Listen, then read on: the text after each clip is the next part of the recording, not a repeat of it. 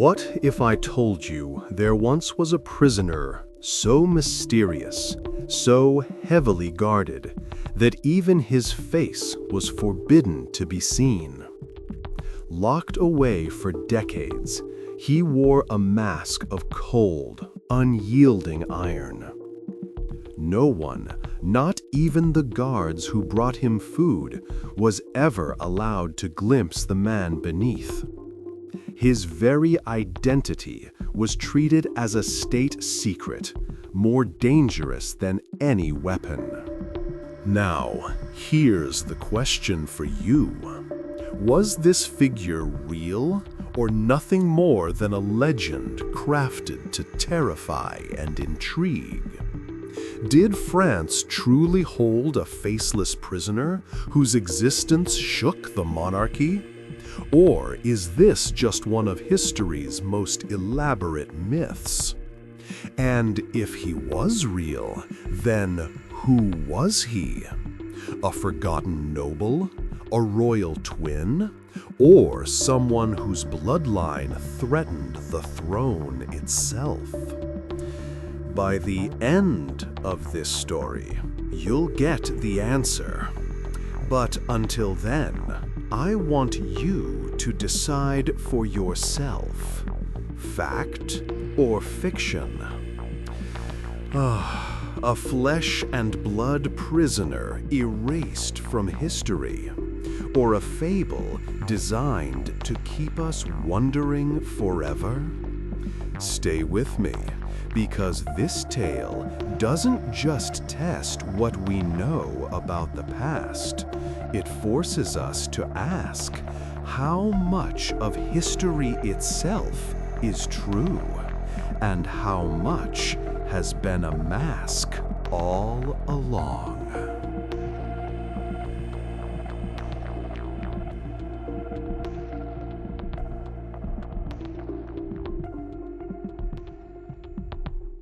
Let's step inside the echoing stone walls of 17th century France, a kingdom ruled by grandeur on the surface, but riddled with paranoia beneath. Imagine the Bastille, not yet the fiery symbol of revolution, but a fortress of secrets. Among its many cells, one prisoner stood apart from the rest. He was not tortured, not starved, not broken by chains. Instead, he was treated with almost unnatural care. His clothes were fine, his meals were delivered with respect. He was not some common criminal, he was someone who mattered. And yet, despite these privileges, he lived in total silence, his face hidden behind an iron mask that he was forbidden to remove. Doesn't that sound less like punishment and more like containment? Here's where things get murkier. Official records from the time say almost nothing, just vague mentions of a certain prisoner. No name, no crime, no identity. It's as if the government itself wanted to erase him from existence. But why? Dramatic pause. History tells us that monarchies thrive on control. If this man's identity threatened the crown, then the best way to neutralize him wasn't execution, it was erasure. Keep him alive, but invisible, seen by none, remembered by no one. Doesn't that sound suspiciously like the blueprint of a cover-up? And if so, what secret was so powerful that it demanded a lifetime of silence behind iron bars? Now, some say he was just a nobody, a political pawn, exaggerated by storytellers over the years. But let's be honest. Do kings waste resources hiding a nobody for decades? Do guards receive death threats for revealing the face of an irrelevant man? that's not how monarchies worked. This wasn't about punishment. It was about protecting something bigger. Was he a disgraced general? A rival claimant? Or maybe someone so close to the king's bloodline that exposing him would shake the throne itself?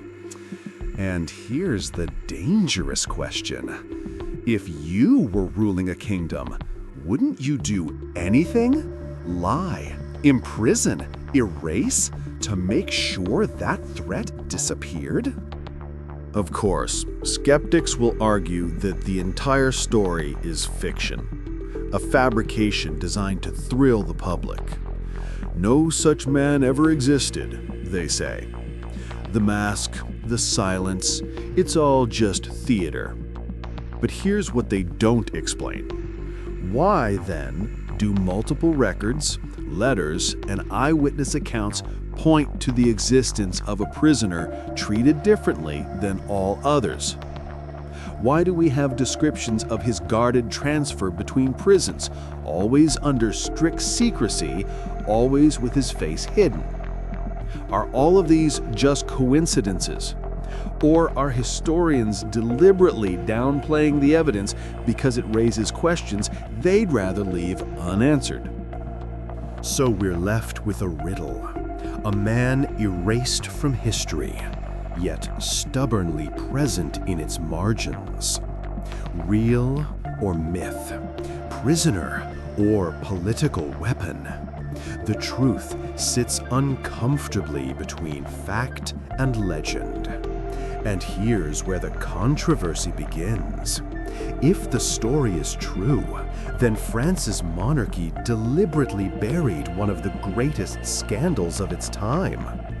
If it's false, then generations of historians have allowed a myth to survive simply because it was too captivating to kill. Either way, you're forced to pick a side. Was the mask real, or was it only ever meant to blind us? And if it was real, who was the man behind it? The answer, my friends, is darker than you think.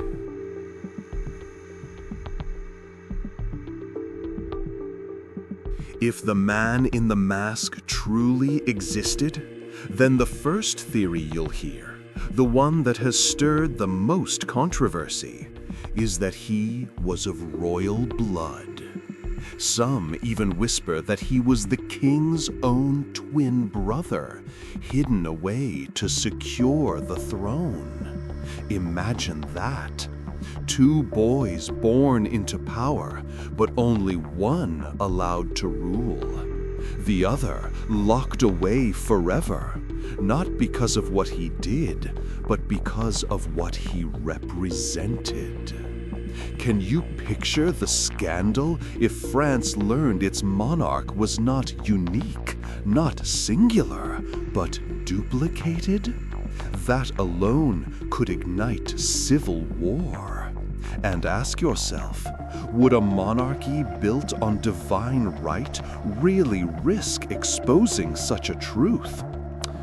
Or would it bury that twin in chains and silence? Now, here's where the argument splits. Some historians dismiss this as nothing more than a fantasy, a tale invented centuries later by novelists. But if it's all fiction, why do official records hint at the prisoner being treated with unusual respect? Why was he moved under heavy guard, not like a criminal, but like someone who mattered? Do kings grant such privileges to ordinary men? Or does that treatment scream of hidden nobility concealed behind steel? And here's the question that gnaws at the heart of it. If he wasn't royal, then why go through all that trouble? Why the iron mask at all? Another possibility, just as scandalous, just as divisive, is that the prisoner wasn't a twin at all, but an illegitimate son. Perhaps the king had a child out of wedlock, a living threat to the royal line. In the rigid hierarchy of 17th century France, such a child could not be allowed to walk free, because even whispers of his existence could weaken the throne. Doesn't that sound eerily familiar to modern politics? Hide the evidence, erase the name, bury the secret. But here's the twist. Some claim this man wasn't just hidden, he was honored in his secrecy. His mask wasn't a punishment, it was protection. So ask yourself, protection from whom? From enemies of the state, or from the truth itself?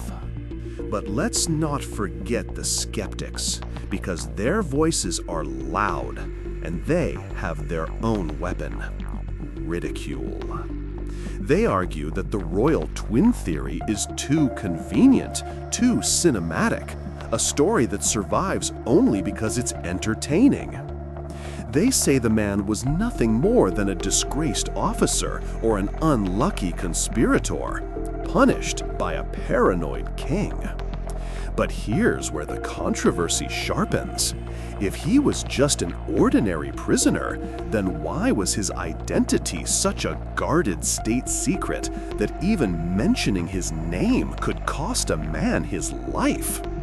You don't hide nameless criminals behind iron masks. You hide someone whose very existence could topple the crown.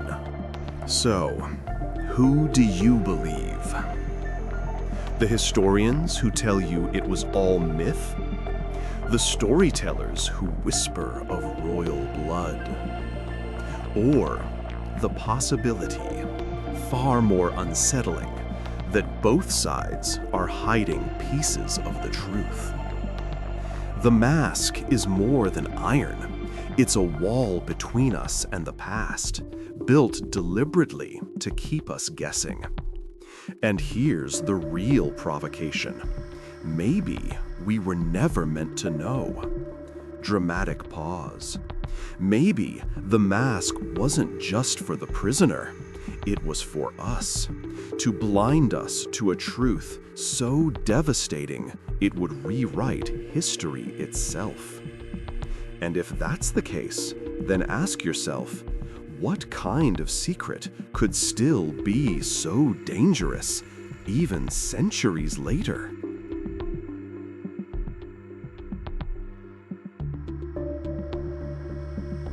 Let's flip the story. What if this mysterious figure wasn't royal at all, but something even more dangerous? A traitor from within. Some theories suggest he was a powerful general or minister, someone who knew too much, someone who carried secrets capable of destroying France if they ever slipped out. Imagine a man who held the key to military betrayals, corrupt dealings, or forbidden alliances. Wouldn't it be easier for the monarchy to hide him than to execute him? Because execution creates martyrs, but silence erases. So ask yourself, was the mask meant to protect the king's throne from scandal? Or was it meant to stop this man from ever whispering the truth? And here's the part nobody wants to talk about. If this prisoner was indeed a traitor, why give him privileges instead of punishment? Reports claim he was treated with respect, his meals far better than the average prisoners, his clothing carefully provided. Who treats a traitor like royalty? Unless he wasn't just a traitor. He was connected. Too connected. Maybe He carried secrets about the king's own household, affairs, or financial scandals. Secrets so toxic that killing him outright would raise suspicion, while hiding him ensured that those secrets died quietly behind stone walls. And here's where the debate rages. Was the French monarchy protecting the nation or protecting themselves? Skeptics jump in here, waving their arms. If he had been a traitor, surely someone would have named him. But think about it, would they? What happens to the man who reveals a truth that kings want hidden? At best, exile. At worst, the scaffold. Silence wasn't just for the prisoner.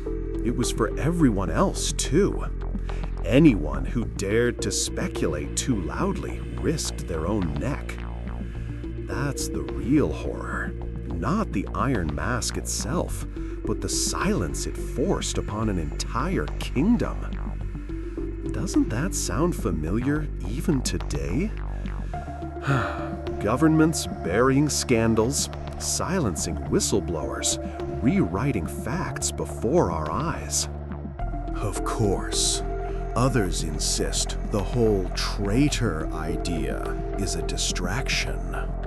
They claimed the mask wasn't about betrayal, it was about identity. They argue that the prisoner was someone too recognizable to kill, someone whose face alone could cause revolt if ever seen in public. Maybe a noble stripped of his title. Maybe a politician betrayed by his own allies. Or maybe, just maybe, someone who once stood close enough to the throne to expose its rotten foundations. And if that's true, then every historian who dismisses him as myth is complicit in keeping that face buried. Doesn't that make you wonder?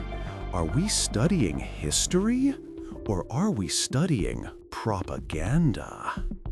So here is where we're left. And here's where the controversy deepens. If the prisoner was a traitor, then his mask was the ultimate censorship, covering the mouth of a man whose truth could undo a monarchy. If he wasn't a traitor, then he was something worse, a victim of royal paranoia, erased not for what he did, but for what he was. Either way, the mask stands as the most chilling symbol of control in French history. And here's the part that will haunt you. Centuries later, we still don't know whether we're chasing a myth or exposing a crime. So I'll ask again, was he the enemy of France or the enemy of a king desperate to protect his own lies?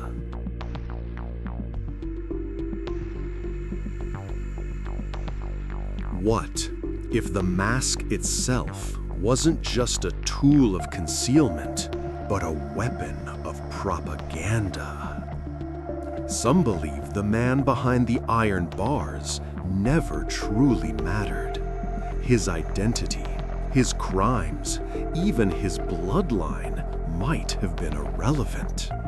Instead, the very existence of a faceless prisoner became the perfect story for a paranoid monarchy. Think about it. Nothing terrifies people more than the unknown. A nameless man, locked away for reasons no one could speak of, becomes a living warning. Cross the king, and this is your fate. Was he real? Was he an invention? In the end, maybe that was the point. To keep France whispering, guessing, fearing, without ever knowing the truth. But here's where it gets even darker. If the man was just a symbol, then the real mask wasn't on his face, it was on history itself. Imagine generations of historians debating whether he was royal, a traitor, or a nobody. While the real scandal sat untouched, the French monarchy controlling not only lives, but memory. Isn't that the ultimate power? To decide who is remembered and who is erased? And if they could do that in the 17th century, what makes you think governments aren't still doing it today? Doesn't it feel eerily convenient that the more we dig into this story, the more the facts vanish into contradictions? Of course, critics dismiss this idea as too paranoid. They insist the prisoner was a single, real man, perhaps insignificant, but sensationalized by writers centuries later. Yet, here's what they can't explain.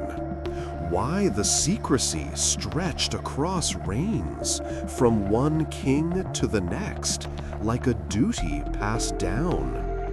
Why would multiple rulers over decades enforce the same silence if the man was meaningless? That consistency doesn't scream fiction. It screams orchestration. It's as if the mask itself became state policy, a tradition of control, reminding everyone that the monarchy decided what truths were safe to see. And that brings us to the uncomfortable question. Did the mask ever hide a man at all? Or was it only ever meant to hide the truth? And yet, here's the twist most people don't want to consider. Maybe we are the ones wearing the mask. Maybe this whole mystery survives not because of what really happened, but because we, centuries later, keep projecting our fears onto it. We want him to be a royal twin because it confirms our suspicion that kings lie. We want him to be a traitor because it proves governments crush dissent. We want him to be a myth because it reassures us that history isn't hiding as much as we fear. But in every version, the mask reflects back what we already believe. So tell me, does that mean the prisoner is the real mystery? Or is it us? And this, perhaps, is why the legend endures. Because the Iron Mask doesn't just cover a face. It covers an answer we may never be allowed to know. Was he royal, a traitor, a nobody? Or was he never a man at all, but a story carefully constructed to keep us questioning forever? The more we argue, the more the mask wins. And maybe, just maybe, that was always the point. So I'll leave you with this thought. If history can keep a secret this big for this long, what other truths are we still being kept from?